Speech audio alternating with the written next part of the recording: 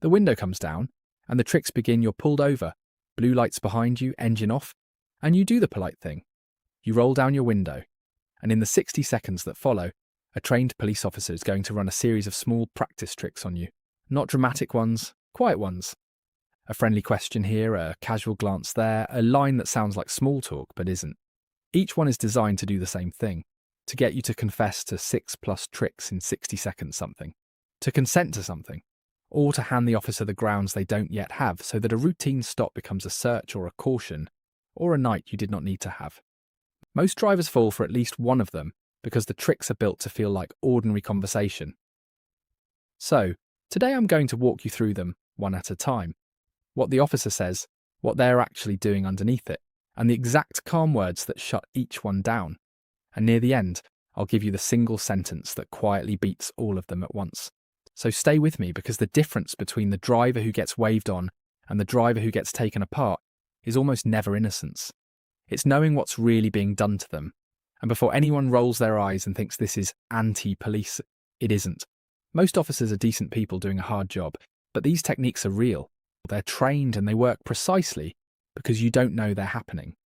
Knowing them doesn't make you difficult. It makes you calm. And a calm, informed driver is the one who walks away. I'm Oliver Bennett. For 15 years I defended people in police stations and courtrooms across England and Wales. And I sat with person after person who lost the whole case in the first minute at the roadside. Not because they were guilty, but because they were friendly, they were nervous, and they talked. This isn't legal advice. It's the plain English version of what I wish every driver knew before that window ever came down. Let's go through the tricks. Trick number 1, and it's almost always the very first thing you'll hear.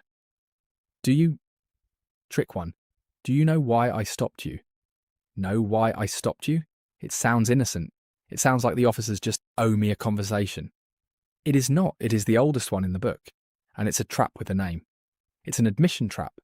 Because think about what happens when you answer it honestly. You start guessing. Was I going a bit fast? Was it my brake light? Is it because I rolled through that junction? And in that instant, you have just confessed on their body and camera to an offence they might not even have stopped you for. You've done their job for them. So here is your move, and it's simple. Don't guess and don't confess. You answer a question with a question politely. No, officer. Could you tell me why? That's it. You've stayed friendly. You've admitted nothing. And now the burden is back where it belongs, on them to tell you why they stopped you. Trick 2. Have you had anything to drink? 2. Have you had anything to drink tonight? Now, this one feels almost like a courtesy, especially if it's the evening, but understand what the officer is doing. They are fishing. They are looking for a reason, any reason, to move to a breath test. And here's the thing most drivers don't know. An officer can't simply breathalyze you on a whim. Under the Road Traffic Act, to require that roadside breath test, they need grounds. A suspicion that you've got alcohol in your body, a moving traffic offence, or an accident. A cheerful, "Have you had a drink?" is them trying to generate that suspicion out of your own answer. You do not have to get into a discussion about your evening.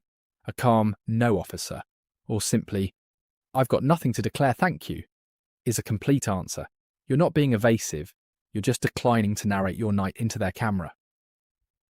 Trick number 3 is the one that catches the nicest, most polite people because it's aimed squarely at good manners. It's the rapid-fire questions. Trick 3. The rapid-fire questions. Where are you coming from? Where are you headed? Whose car is this? What's in the back? One after another, friendly, quick. And the purpose is simple. Keep you talking. Because the more you talk, the more you might contradict yourself, sound unsure, or say something that becomes a new thread for them to pull. So, let me be very clear about the law here, because this is the heart of it. You do not have to answer where you're coming from, where you're going, or what your business is. You have the right to silence. What you must do when you're driving is give your name and address, and voy if you're required to produce your license, your insurance, and let them see the vehicle documents. That's the deal. Your identity and your documents? Yes. The story of your evening?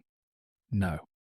So you can hand over everything you're legally obliged to and still politely decline the interrogate.